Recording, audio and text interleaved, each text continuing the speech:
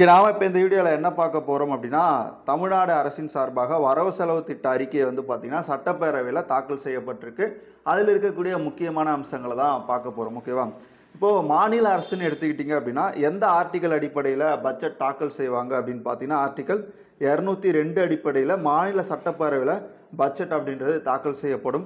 இதுவே வந்து பார்த்தீங்க அப்படின்னா நாடாளுமன்றத்தில் எப்படி பட்ஜெட் தாக்கல் செய்வாங்க அப்படின்னா, ஆர்டிக்கல் 112 அடிப்படையில் பட்ஜெட் தாக்கல் செய்வாங்க. ஓகேவா? அப்போ தமிழ்நாடு அரசினுடைய அந்த பட்ஜெட் அப்படின்றது தாக்கல் செய்யப்பட்டிருக்கு. தாக்கல் செஞ்சவர் யார் அப்படின்னு பார்த்தீங்கன்னா, நம்முடைய நிதி அமைச்சராக இருக்கக்கூடிய தங்கம் தென்னரசு அவர்கள் தான் தாக்கல் செஞ்சிருப்பார். ஓகேவா? அவர் வந்து பார்த்தீங்க அப்படின்னா தமிழ்நாடு அரசினுடைய நிதி மற்றும் சுற்றுச்சூழல் மற்றும் காலநிலை மாற்றத்துறை அமைச்சராக இருக்கார் திரு தங்கம் தென்னரசு அவர்கள். அவர் தான் வந்து பார்த்தீங்க அப்படின்னா 2025-26 ஆண்டுக்கான வரவு செலவு திட்டத்தை வந்து தாக்கல் செஞ்சுருக்காரு. என்னைக்கு தாக்கல் செய்யப்பட்டது அப்படின்னா 2025 மார்ச் திங்கள் 14ஆம் நாள். ஓகேவா? இன்னைக்கு டேட்டில் வந்து பார்த்தீங்கன்னா சட்டப்பேரவையில் தாக்கல் செஞ்சுருக்காங்க. அதில் என்னென்ன முக்கியமான அம்சங்கள் வந்து பார்த்தீங்கன்னா சொல்லியிருக்காங்க அப்படின்ட்டு தான் பார்க்க போகிறோம். அதோட தேர்வு நோக்கில் நமக்கு என்னென்ன தேவை அப்படின்ட்டு தான் நம்ம இந்த வீடியோவில் பார்க்க போகிறோம். இதில் ஒரு பாருங்கள், முக்கியமான விஷயம் என்ன அப்படின்னா, நாட்டினுடைய 2வது மிகப்பெரிய பொருளாதாரம் கொண்ட மாநிலம் எது அப்படின்னு சொல்லிட்டு கேட்பாங்க. தமிழ்நாடு தான். ஓகேவா? மகாராஷ்டிராவுக்கு அடுத்தபடியாக இந்தியாவிலே வந்து பார்த்தீங்கன்னா 2வது மிகப்பெரிய பொருளாதாரம் கொண்ட மாநிலம் எது அப்படின்னா நம்முடைய தமிழ்நாடு. அப்போ முதல் எது அப்படின்னு கேட்பாங்க, மகாராஷ்டிரா. அடுத்து பாருங்க, இதில் ஒரு திருக்குறள் வந்து பார்த்தீங்கன்னா மேற்கோள் காட்டியிருக்காரு. என்ன அப்படின்னா, சமன் செய்து சீர்தூக்கும் கோல் போல் அமைந்தொரு வாள் கோடாமை சான்றோர் கனி அப்படின்னு சொல்லிட்டு குறள் 118 வந்து பார்த்தீங்க அப்படின்னா இந்த குறள் வந்து மேற்கோள் காட்டப்பட்டிருக்கு. இதில் என்ன சொல்ல வராங்க அப்படின்னா, ஒரு தராசு எப்படி சமநிலையில் நின்று அந்த எடைகளை வந்து தூக்கி பார்க்குமோ அந்த மாதிரி வந்து பார்த்தீங்க அப்படின்னா நேர்மையுடன் வந்து பார்த்தீங்கன்னா இருக்கணும் அப்படின்றது தான் இதில் சொல்லியிருப்பாங்க. சமநிலையில் நின்று பொருளின் எடையை சீர்தூக்கி காட்டும் துலாக்கோல் போல் எப்பக்கமும் சாயாமல் நேர்மையுடன் நடுநிலை பேணுவதை சான்றோர் கழகு. இதை ஏன் இந்த இடத்துல சொல்கிறாங்க அப்படின்னா, நம்முடைய மத்திய அரசு வந்து பார்த்தீங்க அப்படின்னா கல்விக்கான நிதி வந்து கிட்டத்தட்ட ஒரு 2000 கோடி. ஓகேவா? நம்ம தமிழ்நாட்டுக்கு வர வேண்டிய நிதி. ஆனால் அது வந்து பார்த்தீங்க அப்படின்னா புதிய கல்விக் கொள்கையை நீங்கள் ஏற்றுக்கிட்டா மட்டும்தான் கொடுப்போம் அப்படின்னு சொல்லியிருக்காங்க. அப்போ இந்த மாதிரி விஷயங்கள்லாம் என்ன பண்ணுறாங்க அப்படின்னா இந்த பட்ஜெட் துறையில் இந்த மாதிரியான கூற்றை வச்சு சொல்கிறாங்க. அடுத்து பார்ப்போம்.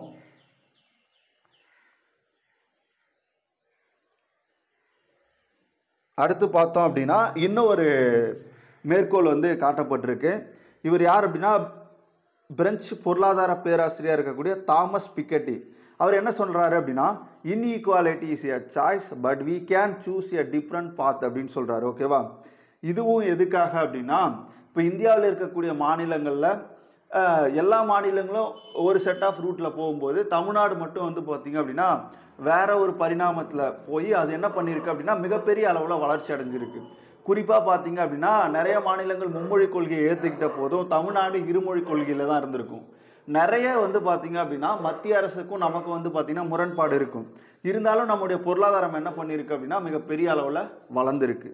ஓகேவா? Inequality is a choice but we can choose a different path அப்படின்னு சொன்னவர் யார் அப்படின்னு கேட்பாங்க. பிரபல பிரெஞ்சு பொருளாதார பேராசிரியர் தாமஸ் பிக்கெட்டி. அவர் தான் வந்து பார்த்தீங்க அப்படின்னா சொல்லியிருப்பார். அடுத்து நம்ம என்ன பண்ண போகிறோம் அப்படின்னா ஒவ்வொரு துறையாக பார்ப்போம்.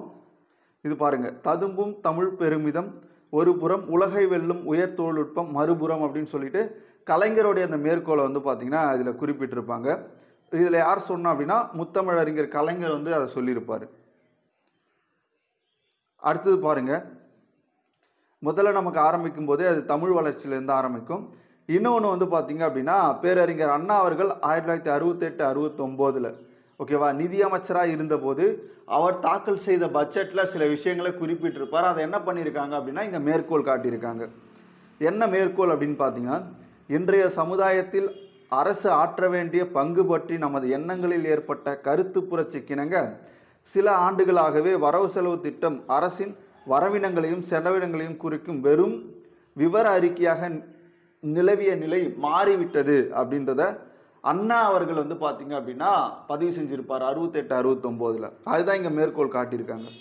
குடியாட்சியில் மக்களின் நம்பிக்கையை பெற்று தேர்ந்தெடுக்கப்பட்ட அரசின் குறிக்கோள்களையும் கோட்பாடுகளையும் எய்துவதற்கு ஏற்ற வலிமை வாய்ந்த ஒரு கருவியாக தற்கால வரவு செலவு திட்டம் அமைகிறது அப்படின்றத யார் கோட் பண்ணியிருப்பார் அப்படின்னா அண்ணா சொல்லியிருப்பார். ஃபஸ்ட்டு நம்ம பார்க்க போகிறது வந்து பார்த்திங்கன்னா என்ன துறை அப்படின்னா தமிழ் வளர்ச்சித்துறை தான். இப்போ இதில் என்ன சொல்லியிருக்காங்க அப்படின்னா, ஃபஸ்ட் ஒரு மேற்கோள், வள்ளுவன் தன்னை உலகினருக்கு தந்து வான்புகழ் கொண்ட தமிழ்நாடு. யார் சொன்னா? பாரதியார் சொல்லியிருப்பார். பாரதியார் சொல்லியிருப்பார். அந்த மேற்கோள் வந்து பார்த்திங்கன்னா இதில் கொடுத்துருக்காங்க. அடுத்து பாருங்க, கன்னியாகுமரியில் இருக்குல்ல அந்த திருவள்ளுவர் சிலைக்கு என்ன பெயர் அப்படின்னு கேட்பாங்க. பேரறிவு சிலை அப்படின்னு சொல்லிட்டு நம்முடைய தமிழக முதல்வர் வந்து சூட்டியிருப்பார். அதை இங்கே கொடுத்துருக்காங்க. தேர்வு நோக்கில் என்னவோ அதை மட்டும்தான் நம்ம இதில் பார்க்க போகிறோம். இங்கே பாருங்கள், இதுவரை திருக்குறள் வந்து பார்த்திங்கன்னா 28 மொழிகளிலும் 35 உலக மொழிகளிலும் மொழிபெயர்க்கப்பட்டிருக்கு. ஓகேவா? இதுவரை திருக்குறள் 28 இந்திய மொழிகளிலும் 35 உலக மொழிகளிலும் மொழிபெயர்க்கப்பட்டிருக்கு. அண்மையில் நடந்து முடிந்த சென்னை பன்னாட்டு புத்தக கண்காட்சியில் ஆசிய, ஆப்பிரிக்க மற்றும் ஐரோப்பிய நாடுகளில் பேசப்படும் 28 வெவ்வேறு மொழிகளில் திருக்குறளை மொழிபெயர்த்திட பன்னாட்டு பதிப்பாளர்கள் வந்து முன் வந்திருக்காங்களாம். ஓகேவா? ஆசிய, ஆப்பிரிக்க மற்றும் ஐரோப்பிய நாடுகளில் பேசக்கூடிய 28 வெவ்வேறு மொழிகளில் திருக்குறளை மொழிபெயர்த்திட பன்னாட்டு பதிப்பாளர்கள் என்ன பண்ணியிருக்காங்க அப்படின்னா முன் வந்திருக்காங்க. ஓகேவா? இதை தொடர்ந்து 45 வெவ்வேறு உலக மொழிகளில் கூடுதலாக இப்போ திருக்குறள் என்ன பண்ண போகுது அப்படின்னா மொழிபெயர்க்கப்படுது. ஓகேவா? இப்போ இவங்க என்ன டார்கெட் வச்சுருக்காங்க அப்படின்னா, அடுத்து ஒரு 45 உலக மொழிகளில் வந்து திருக்குறளை மொழிபெயர்க்கணும். அப்படி மொழிபெயர்த்துட்டோம் அப்படின்னா நம்முடைய ஐநா சபை இருக்குல்ல, ஐநா சபையால் அங்கீகரிக்கப்பட்ட 193 உலக நாடுகளின் அனைத்து அலுவல் மொழிகளும் மொழிபெயர்க்கப்பட்ட ஒரு பெருமையை வந்து பார்த்திங்க அப்படின்னா திருக்குறள் பெறும். ஓகேவா? இப்போ டார்கெட் வந்து 48. அந்த 48 நம்ம கம்ப்ளீட் பண்ணிட்டோம் அப்படின்னா கிட்டத்தட்ட 193 உலக நாடுகளினுடைய அலுவல் மொழி. ஓகேவா? ஒவ்வொரு நாட்டுக்கும் அலுவல் மொழி இருக்கும்ல, அந்த அலுவல் மொழியில் மொழிபெயர்க்கப்பட்ட ஒரு சாதனை நூலாக வந்து பார்த்திங்கன்னா திருக்குறள் விளங்கும் அப்படின்றத சொல்லியிருக்காங்க. அதுக்காக வந்து பார்த்திங்க அப்படின்னா இந்த மொழிபெயர்ப்பு திட்டத்தையும் பிற கல்வி நிறுவனங்களோடு இணைந்து என்ன பண்ண போகிறாங்க அப்படின்னா தமிழ்நாடு பாடநூல் மற்றும் கல்வியல் பணிகள் கழகம், ஓகேவா, எதிர்வரக்கூடிய 3 ஆண்டுகளில் வந்து பார்த்திங்கன்னா இதை பண்ண போகிறாங்க. அதுக்காக வந்து பார்த்திங்க அப்படின்னா 133 லட்சம் நிதி வந்து பார்த்திங்கன்னா ஒதுக்கிடப்பட்டிருக்கு. ஓகேவா? இந்த பணி பல்வேறு பெரும் நிறுவனங்கள், அதாவது கல்வி நிறுவனங்களோடு சேர்ந்து நம்முடைய தமிழ்நாடு பாடநூல் மற்றும் கல்வியல் பணிகள் கழகம் இருக்குல்ல, அவங்க தான் என்ன பண்ண போகிறாங்க அப்படின்னா இதை மொழிபெயர்க்க போகிறாங்க. இதுக்காக அரசு சார்பாக 133 லட்சம் வந்து பார்த்திங்கன்னா நிதி ஒதுக்கீடு செய்யப்பட்டிருக்கு. ஓகேவா? இது மட்டும் இல்லாமல் தலை சிறந்த தமிழ் இலக்கிய நூல்களை உலக மொழிகளில் கொண்டு செல்றதுக்காக என்ன பண்ண போகிறாங்க அப்படின்னா முதற்படியாக ஒரு 500 தமிழ் இலக்கிய நூல்களை ஆங்கிலத்தில் மொழிபெயர்த்திடும் மாபெரும் திட்டத்தினை வந்து பார்த்திங்கன்னா 20க்கும் மேற்பட்ட புகழ்பெற்ற பன்னாட்டு மற்றும் இந்திய அளவிலான முன்னணி பதிப்பகங்களுடன் இணைந்து தமிழ்நாடு பாடநூல் மற்றும் பணிகள் கழகம் கூட்டு வெளியீடாக செயல்படுத்தும் அப்படின்னு சொல்லியிருக்காங்க. திருக்குறளை மட்டும் கிடையாது, அதுக்கப்புறம் என்ன பண்ணுறாங்க அப்படின்னா தமிழில் இருக்கக்கூடிய ஒரு 500 நூல்களை என்ன பண்ண போகிறாங்க அப்படின்னா ஆங்கில மொழியில், குறிப்பாக ஆங்கில மொழியில் மொழிபெயர்க்க போகிறாங்க. இது வந்து பார்த்திங்க அப்படின்னா நிறைய புகழ்பெற்ற பன்னாட்டு, அதுக்கப்புறம் வந்து இந்திய அளவிலான முன்னணி பதிப்பகங்களோட நம்முடைய தமிழ்நாடு பாடநூல் மற்றும் கல்வியல் பணிகள் கழகம் இருக்குல்ல, அவங்க சேர்ந்து என்ன பண்ண போகிறாங்க அப்படின்னா அடுத்த 5 ஆண்டுகளில், ஓகேவா, அடுத்த 5 ஆண்டுகளில் ஒரு ஆண்டுக்கு 100 நூல்கள் வீதம் 500 நூல்களையும் என்ன பண்ண போகிறாங்க அப்படின்னா ஆங்கிலத்தில் மொழிபெயர்க்க போகிறாங்க. இதுவும் வந்து பார்த்திங்க அப்படின்னா தமிழக அரசு மேற்கொள்ள இருக்குது. இதுக்காக வந்து பார்த்திங்கன்னா முதற்கட்டமாக ஒரு 10 கோடி வந்து பார்த்திங்கன்னா ஒதுக்கியிருக்காங்க. ஓகேவா? அடுத்து முக்கியமாக நாம் பார்க்க போகிறது தமிழர்கள் வந்து பார்த்திங்கன்னா அதிகம் வசிக்கும் புதுடெல்லி, மும்பை, பெங்களூரு, கொல்கத்தா, திருவனந்தபுரம் போன்ற இந்திய பெருநகரங்கள் மட்டுமின்றி வெளிநாடுகளிலும், குறிப்பாக சிங்கப்பூர், கோலாலம்பூர், துபாய் ஆகிய நகரங்களிலும் தமிழ் புத்தக கண்காட்சி இந்த ஆண்டு முதல் நடத்தப்படும் அப்படின்னு சொல்லியிருக்காங்க. இதுக்காக 2 கோடி ரூபாய் நிதி ஒதுக்கீடு செய்யப்பட்டிருக்கு. இப்போ நம்ம வந்து மாவட்ட அளவில் வந்து பார்த்திங்கன்னா புத்தக கண்காட்சி அப்படின்றது அரசு சார்பாக மேற்கொண்டுட்டு வராங்க. இதோடைய வெற்றியை தொடர்ந்து என்ன பண்ண போகிறாங்க அப்படின்னா தமிழர்கள் இந்தியாவில் எங்கெங்கெல்லாம் அதிகமாக வசிக்கிறாங்களோ அந்த பெருநகரங்கள் ப்ளஸ் வந்து பார்த்திங்க அப்படின்னா வெளிநாடுகளில் தமிழர்கள் எங்கெங்கெல்லாம் வசிக்கிறாங்களோ அங்கெல்லாம் புத்தக கண்காட்சி என்ன பண்ண போகிறாங்க, அரசு நடத்த போகிறாங்க. இதுக்காக என்ன பண்ண போகிறாங்க அப்படின்னா கிட்டத்தட்ட 2 கோடி நிதி ஒதுக்க போகிறாங்க. அடுத்து வெளிநாடுகளில் வாழும் தமிழர்களின் இளைய தலைமுறையினருக்கு தமிழ் மரபை முறையாக அறிமுகம் செய்திடும் வகையில் அயலக தமிழர் நல வாரியம் மூலம் அவர்களுக்கு தமிழ் மொழி மற்றும் நாட்டுப்புற கலைகளை பயிற்றுவிக்கக்கூடிய 100 தமிழ் ஆசிரியர்கள் மற்றும் கலைஞர்களை கொண்டு நேரடி வகுப்பு நடத்திட 10 கோடி நிதி ஒதுக்கீடு வந்து பார்த்திங்கன்னா செய்ய போகிறாங்க. ஓகேவா? அதுவும் வந்து பார்த்திங்கன்னா இந்த பட்ஜெட்டில் தமிழ் வளர்ச்சித்துறையை சிறப்பாக வந்து அறிவிச்சிருக்காங்க. அடுத்தது தமிழ் செம்மொழியின் பெருமையினை தமிழ் பண்பாட்டினை சிறப்பினையும் உலகத் தமிழர்களிடையே பரவி செய்திடும் நோக்கில் தமிழ்நாடு மட்டுமின்றி இதர இந்திய நகரங்களில் உள்ள பள்ளிகள் உலகத் தமிழ் மையங்களில் பயின்றிடும் மாணவர்கள் பங்கேற்கும் வகையில் கணினி வழி தேர்வு, அதாவது உலகத் தமிழ் ஒலிம்பியாட் வந்து பார்த்திங்கன்னா இனிமேல் ஒவ்வொரு ஆண்டும் நடத்த போகிறாங்க. ஓகேவா? இந்திய நகரங்களில் உள்ள பள்ளி, அதுக்கப்புறம் உலக தமிழ் மையங்களில் பயின்றிடக்கூடிய மாணவர்கள் பங்கேற்கும் வகையில் கணினி வழி தேர்வு முறையில் என்ன பண்ண போகிறாங்க அப்படின்னா உலக தமிழ் ஒலிம்பியாட் போட்டி அப்படின்ற ஒரு போட்டி வந்து இனிமேல் ஆண்டுதோறும் நடத்த போகிறாங்க. இதில் வெற்றி பெறக்கூடிய மாணவர்களுக்கு கிட்டத்தட்ட 1 கோடி ரூபாய் வந்து பார்த்திங்க அப்படின்னா பரிசு தொகையாக வந்து தமிழக அரசு அறிவிப்பாங்க. ஓகேவா? அப்போ உலக தமிழ் ஒலிம்பியாட் போட்டி வந்து பார்த்திங்க அப்படின்னா இனிமேல் ஒவ்வொரு ஆண்டும் செயல்படுத்த போகிறாங்க. அதுக்கு பரிசு தொகை எவ்வளோ அப்படின்னா 1 கோடி. இது ரொம்ப முக்கியமானது. அதுக்கப்புறம் பார்த்திங்க அப்படின்னா உலகின் மிக மூத்த தனி செம்மொழிகள் ஒன்றான தமிழ் மொழியின் தொன்மை மற்றும் தொடர்ச்சியினை இளைய தலைமுறையினருக்கு அறிந்து கொள்ளும் வகையில் இது ரொம்ப முக்கியமானது. அகரம் மொழிகளின் அருங்காட்சியகம் மதுரை உலகத் தமிழ் சங்க வளாகத்தில் அமைக்கப்படும் அப்படின்னு சொல்லியிருக்காங்க. ஓகேவா? அகரம் மொழிகளின் அருங்காட்சியகம் எங்கே அமைக்க போகிறாங்க அப்படின்னா மதுரை உலக தமிழ்ச்சங்க வளாகத்தில் வந்து அமைக்க போகிறாங்க. அதே மாதிரி திராவிட மொழி குடும்பத்தின் மூத்த மொழி தமிழ் மொழிக்கும் இதர இந்திய மொழிகளுக்குமான மொழியியல் உறவு, தென்னிந்திய பழங்குடிகள் மக்கள் பேசும் மொழிகளின் குறித்த பதிவுகள், பாறை ஓவியங்கள் தொடங்கி கல்வெட்டு அச்சுக்கலை வழியே கணினி வரையிலான தமிழ் மொழியின் நீண்ட பயணம் குறித்த அரிய பதிவுகள் உயர் தொழில்நுட்ப வசதியுடன் இந்த மொழிகளின் அருங்காட்சியகத்தில் வந்து இடம்பெறும் அப்படின்னு சொல்லியிருக்காங்க. ஓகேவா? அந்த அருங்காட்சியகத்தில் வந்து பார்த்தீங்க அப்படின்னா என்னென்னலாம் பண்ண போகிறாங்க அப்படின்னா இந்த பழங்குடியர்கள் இருக்காங்களே அவங்களுடைய மொழி பற்றியும், அதே மாதிரி வந்து பார்த்திங்க அப்படின்னா அந்த தொன்மையான மொழிகள் பற்றிய ஒரு தகவல் களஞ்சியம் வந்து பார்த்திங்க அப்படின்னா அதில் கொடுப்பாங்க அப்படின்றத சொல்லியிருக்காங்க.